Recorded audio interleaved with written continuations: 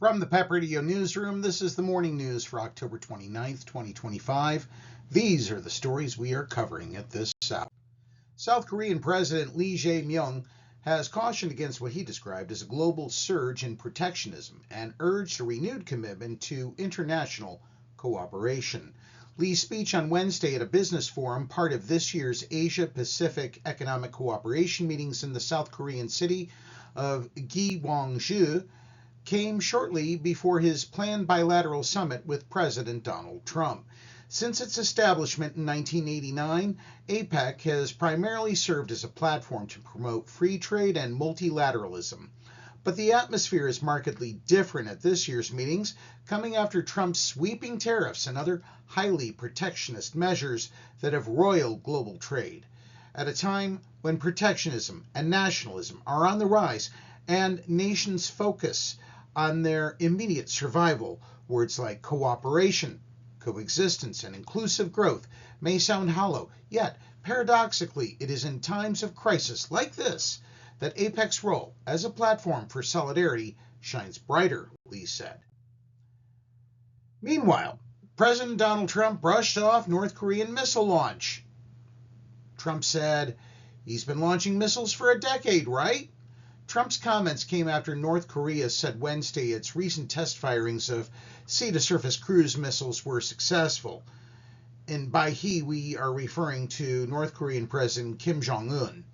North Korea's official Korean Central News Agency said the missiles fired Tuesday flew for more than 2 hours before accurately striking targets in its western waters.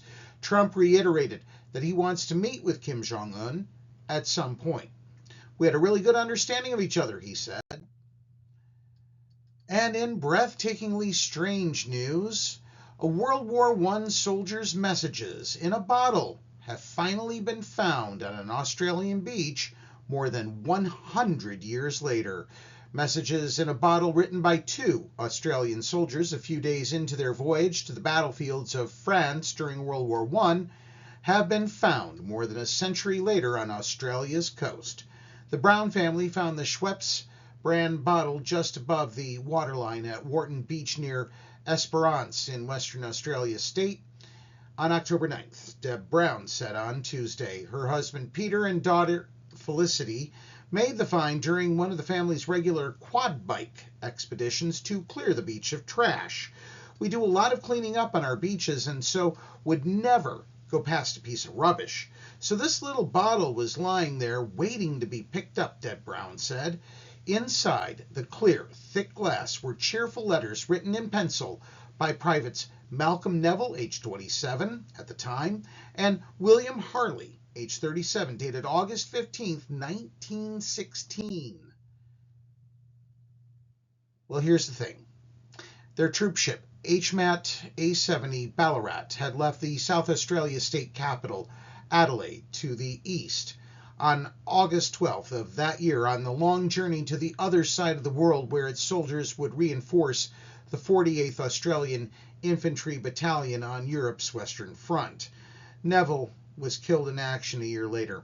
Harley was wounded twice but survived the war, dying in Adelaide in 1934 of a cancer his family say was caused by him being gassed by the Germans in the trenches. Neville requested the bottle's finder deliver his letter to his mother, Robertina Neville, at Wilkawat, now a virtual ghost town in South Australia. Harley, whose mother was dead by 1916, was happy for the finder to keep his note. Harley wrote, "May the finder be as well as we are at present." Neville wrote to his mother he was having a real good time. "Food is real good so far, with the exception of one meal, which we buried at sea."